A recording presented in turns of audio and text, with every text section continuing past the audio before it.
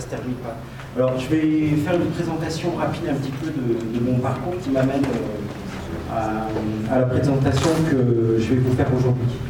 Alors, au départ, j'ai une formation Beaux-Arts et très vite, je me mets, pour des raisons quand même du d'ordre épinard, pour complémenter mon travail artistique au digital. Et puis, ce travail devient une passion. Je commence à travailler avec des artistes sur des projets assez expérimentaux.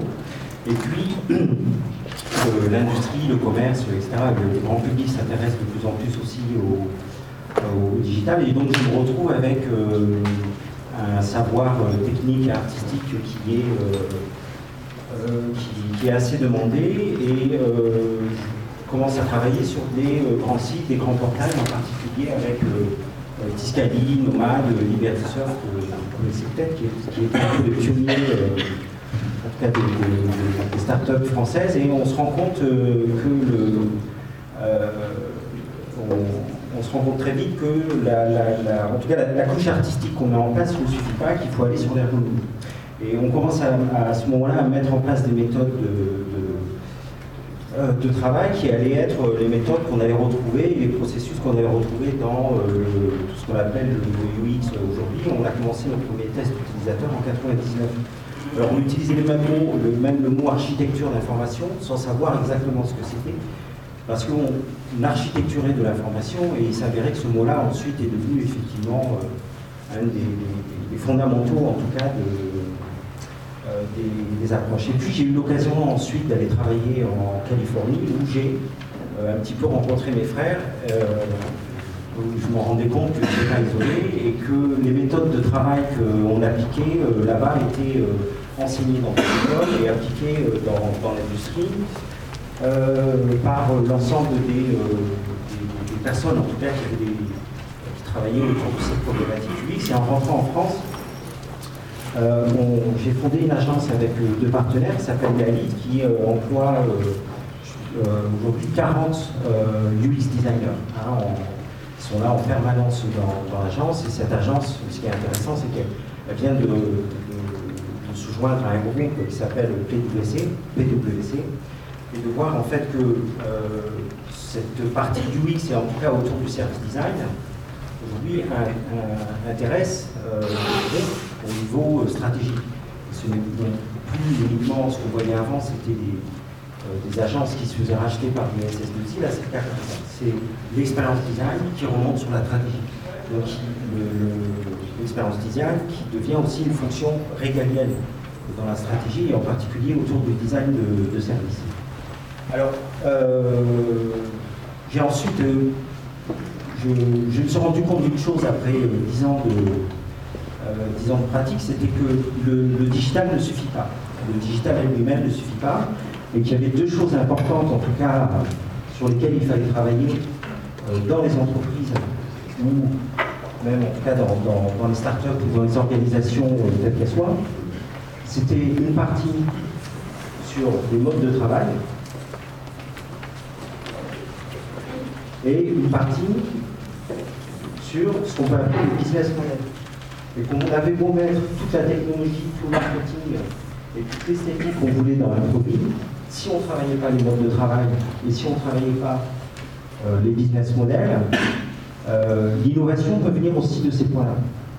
À un moment donné, vous pouvez avoir toutes les technologies possibles, si vous ne remettez pas en question vos modes de travail ou cette partie-là sur le business model. Blablacar est un exemple assez intéressant, c'est qu'on n'a pas une technologie qui est inventée, contrairement à ce que peut faire Google, c'est plutôt le business model qui a été retravaillé et le service qui a été travaillé, et on n'est pas non plus sur un... c'est pas une techno... ce qui est intéressant là, c'est qu'on revoit le modèle économique. Si on prend l'édition de l'imprimerie aujourd'hui, la problématique elle est là. Elle n'est pas au niveau des technologies. Elle va être vraiment au niveau du service et comment repenser. Et comment on est amené au final de la créativité dans ces deux secteurs. Et je me suis très vite rendu compte aussi que j'avais vu beaucoup de réorganisation, mais peu de changement des organisations. en particulier autour du mode de travail. Et j'ai décidé à partir de là d'entreprendre, d'aller voir en tout cas et d'aller confronter mon travail, mon expertise hors de l'écran, pour sortir aussi un peu des écosystèmes classiques qui sont l'université, la recherche ou la start-up et l'industrialisation. Et j'ai voulu de manière un peu naïve et peut-être prétentieuse, quand j'ai quitté l'agence, de dire je vais aller faire une cartographie des écosystèmes, des processus qui vont permettre ou aider à créer en tout cas de l'innovation et voir comment hors écran d'autres personnes qui pratiquent ces méthodes-là de manière formelle ou informelle, et quels sont les dispositifs qui permettent cette créativité. Est-ce que c'est clair pour l'instant ou... Ok, bon. Je vais continuer. Je suis un peu stressé parce que j'étais dans un taxi qui a mis du temps pour arriver, donc je me suis plus focalisé sur... plus stressé par le taxi, et donc je me retrouve tout d'un coup devant vous. C'est la première personne à qui je parle ce matin. Et c'est pas forcément évident de prendre... Détendez-vous. Un bon rythme. D'accord, merci. Donc j'ai voulu aller sur le terrain et en particulier observer. Observer comme je le fais dans mon travail. Aussi pour confronter ma pratique. Parce qu'il n'y a pas uniquement que les French Tech, il n'y a pas uniquement que ce qu'on voit de la Silicon Valley. Et donc c'était important pour moi d'aller confronter aussi mon travail à ce qui se faisait autrement. Et ce, depuis la rue, à un moment donné, jusqu'à des laboratoires. Alors dans ce Work in Progress aujourd'hui, si je me mettais dans un processus créatif qui est celui du double diamant, j'ai eu mon idée, je suis parti en exploration, je suis là. Je suis encore dans cette phase. Donc ce que je vais vous montrer là, c'est un peu des cartes postales. C'est pas un achèvement, hein, c'est une réflexion qui est en cours de points qui m'ont interpellé pendant ce voyage. Alors quand vous partez comme ça, un peu à l'aventure, une des premières choses que vous avez à faire quand vous arrivez dans une ville, c'est d'oublier votre guide de voyage. Et c'est surtout pas dans les centres-villes ou dans les même carnets qu'on va vous donner sur là il y a les pôles d'innovation, etc., que vous allez forcément trouver les pratiques les plus intéressantes. Donc vous allez devoir sortir du centre-ville. Alors les centres-villes sont plutôt des lieux où on va avoir de la technologie, c'est des lieux de vitrine. Si vous prenez l'art, c'est des lieux où on va effectivement voir les expositions, mais c'est pas là que s'est fait la créativité.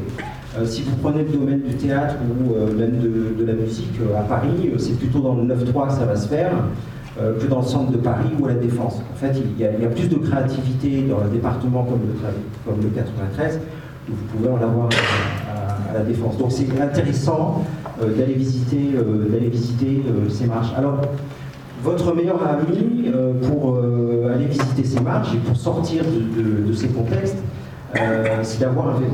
Et le vélo va vous permettre d'aller aussi dans des endroits hostiles. C'est quand vous arrivez à un lieu, vous avez fait un effort, vous n'êtes pas là avec votre appareil photo comme un touriste perdu dans la Nouvelle-Zélande. Et il faut aller dans les friches. Il faut aller dans les périphéries.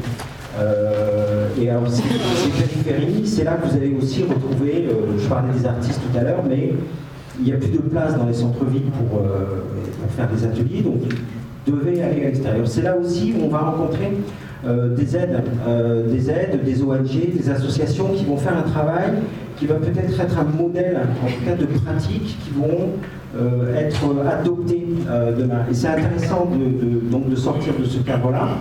Je discutais avec un ami qui lui est chercheur et on se faisait une comparaison en disant si moi il me disait si je suis un rat des bibliothèques, toi tu es un rat des rues.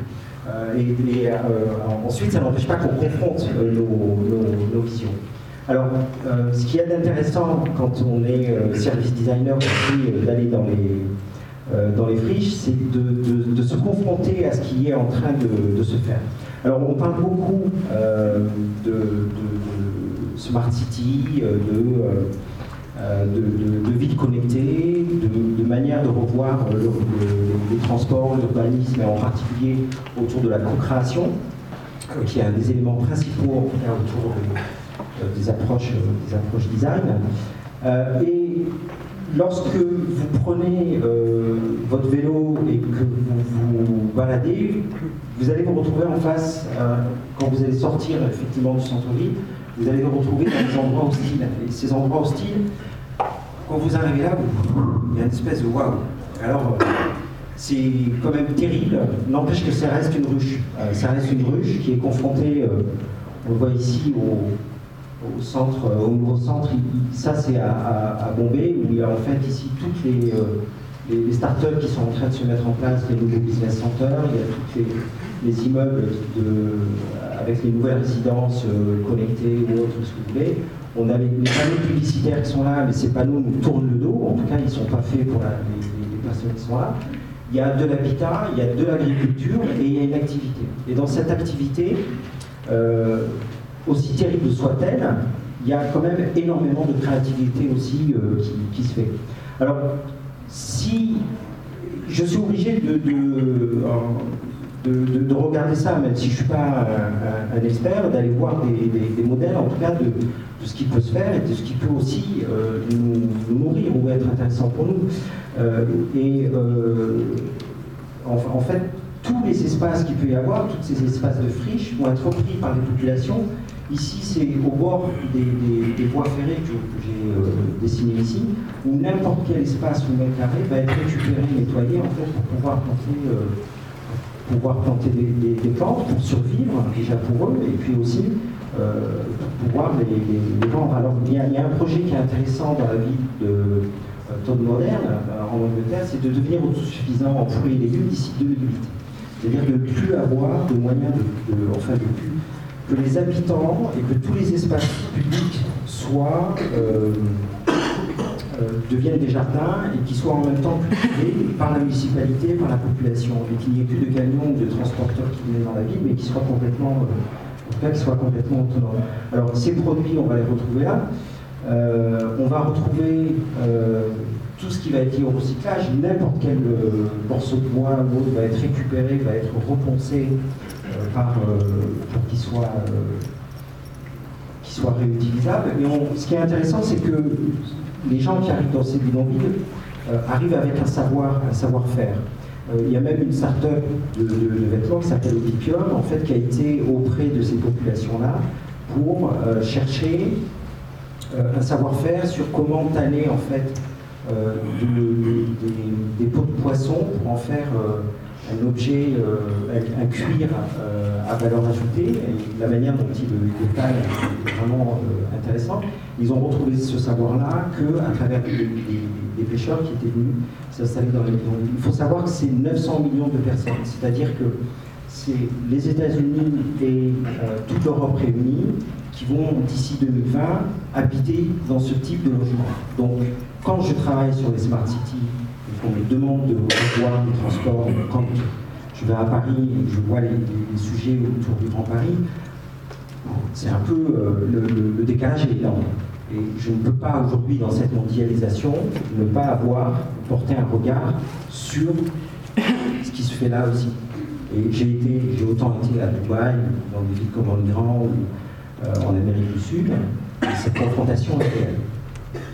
Alors, c'est aussi un environnement qui est créé. Il faut savoir que ces villes-là, ou ces bidonvilles, il faut à peu près une trentaine d'années pour qu'un bidonville devienne un village et qu'il soit intégré. Donc il y a une question à se poser à un moment donné sur quelle est la participation effectivement du citoyen à la construction ou à l'aménagement de la ville. Et je vais vous montrer un exemple derrière qui est intéressant. Et alors, il y a effectivement des problèmes d'urbanisme et d'ergonomie. Et ici, en fait, on voit, là il y a des bidonvilles, là il y a la résidence, et il y a un trou qui a été fait pour pouvoir passer. Le derrière ici. Alors, il y a même le passage adapté aux personnes à mobilité réduite, hein, qui a été posé là. Et ça, en fait, c'est pour les chariots, c'est pour les transports, etc. Donc, voilà, un premier contexte c'est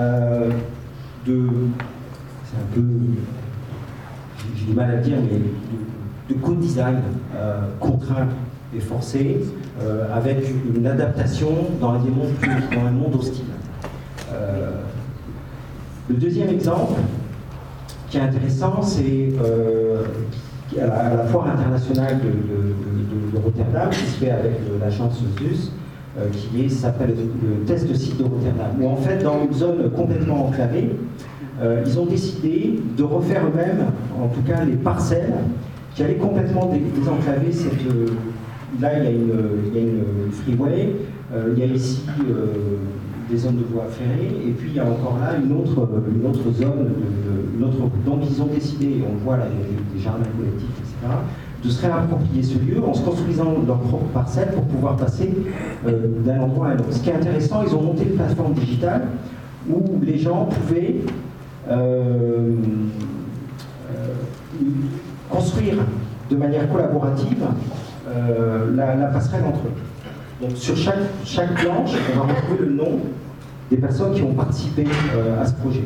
Ça a désenclavé, il y a des Fab Labs qui ont été faits dans ce lieu, et on retrouve aussi des produits, on retrouve un lieu touristique, et on va retrouver des designers qui vont travailler dans cet endroit-là. Un autre lieu qui là est beaucoup plus un lieu en fait d'éducation et de laboratoire, mais qui est aussi en partage avec la communauté dans un lieu de Londres où ils vont faire leur propre énergie et ils ont leur propre laboratoire. Par contre, le lieu là est reconnu par la municipalité et puis par un sponsor. Mais ça peut aussi poser des questions sur l'implication et les modes de travail que pourraient avoir ces sponsors, et que ce soit peut-être plus forcément uniquement du sponsor, mais peut-être aussi une réflexion sur un mode de travail à mettre en place. Alors on retrouve ces modes de travail dans ce que j'ai appelé les villages, et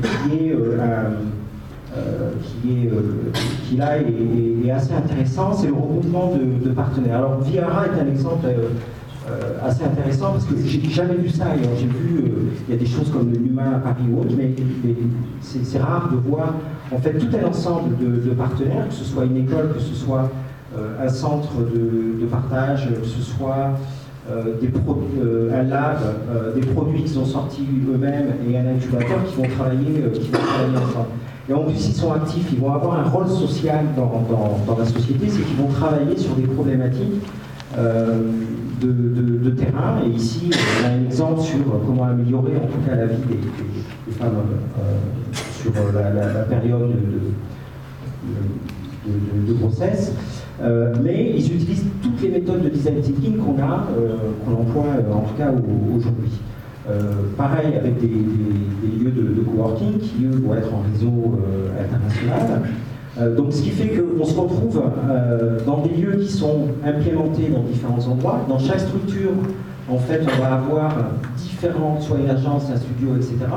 Et donc il y a un réseau international qui se fait avec des échanges d'une structure à une autre. Et des acteurs qui vont être mobiles. Ça peut faire beaucoup réfléchir sur le rôle ou des formes que pourraient avoir aujourd'hui des entreprises à travailler ensemble, des écoles ou des universités à adopter ce type de modèle, en tout cas de regroupement et de partage de savoir sur des problématiques très variées. Un autre exemple intéressant, en tout cas, sur le design thinking, c'est la Riverside School, qui est toujours en Inde. Et c'est une ancienne designeuse qui a décidé de prendre le design thinking comme étant un outil pédagogique et de travailler avec les enfants à travers ces méthodes-là. Je ressens, j'observe quelque chose, je fais de l'itération sur cette problématique, je travaille cette problématique et je monte cette problématique. Et c'est la base de leur mode de travail. Et ce qui est intéressant, c'est qu'ils ont un programme international. Et ce programme international regroupe aujourd'hui, à travers le monde, ils ont généré 7539 idées. Ils ont des écoles, ils sont dans dans plus de 30 pays, sont soutenus par Stanford à School. Alors, ils ont une antenne en France, pour ceux que ça intéresse. Voilà un peu autour de ces éléments. Ce que je retiens, en tout cas, indépendamment de ce qu'on a vu tout à l'heure, qui était les friches avec les contrats, deuxième partie qui est plutôt un engagement et une co-création, et l'autre qui est sur la friche mais en protection, mais là aussi toujours avec des parties prenantes qui ont été en compte, qui sont pris en compte et qui travaillent ensemble. Ici, c'est la co-entreprise qui est la joint venture. Il faut savoir que les joint ventures, normalement, sont un petit peu réservés que les gens qui travaillent essentiellement dans les joint ventures, c'est le cinéma et le pétrole, qui créent des regroupements pour travailler dans ces endroits, parce qu'ils sont obligés d'avoir un ensemble de corps de métiers qui travaillent ensemble. La coopérative, les valeurs de la coopérative en tout cas, et du partage des savoirs, et le co-design. Alors, je ne sais pas s'il reste un peu de temps ou pas. Vous avez besoin de combien de temps? Ouais, je vais prendre 2 minutes. Je vais juste vous montrer un autre exemple, en tout cas, qui est alors, les friches, les villages, les commerces, qui pourraient être un petit peu les lieux de rue. Un exemple qui est intéressant, c'est un magasin à Rotterdam qui vendait du luminaire et par rapport à des changements de comportement, etc., il décide de ne garder plus que 25% de vente de luminaire dans le magasin. Le lieu devient un lieu de fabrication et un lieu de restauration. Par contre, en parallèle, là aussi, le digital est présent, il est partout. Ils vont créer un magasin de lampes, contrairement au lieu physique, il n'y a plus que, c'est plus 70 lampes qu'on a, des centaines. On va pouvoir acheter du matériel. Ils vendent aussi des piles et des ampoules. Et ils ont un partenaire aussi sur le recyclage.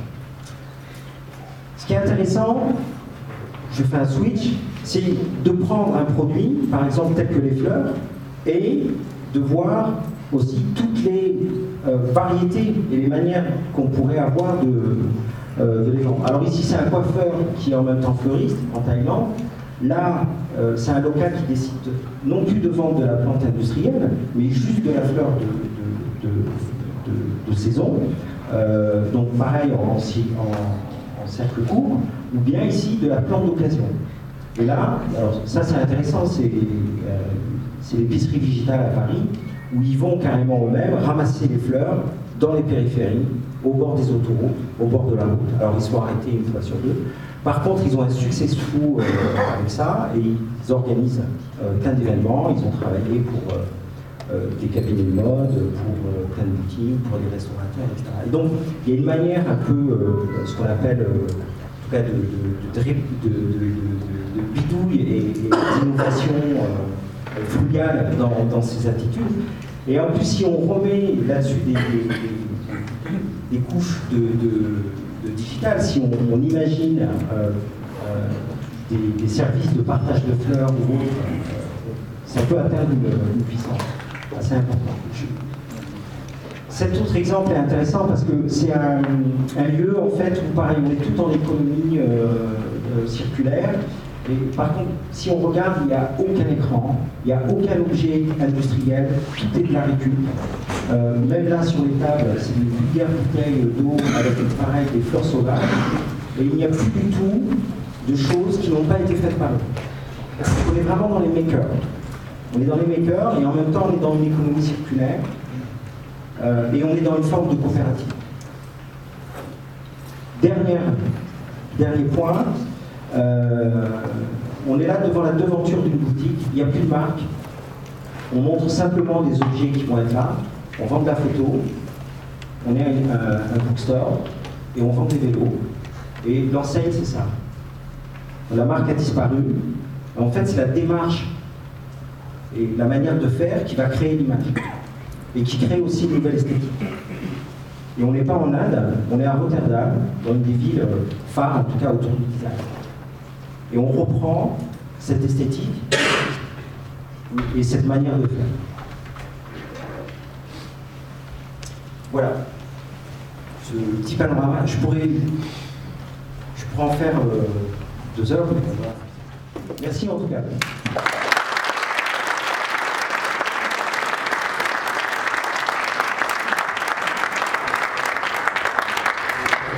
Messieurs, dames, pour des organisations, on en a malheureusement pas le temps.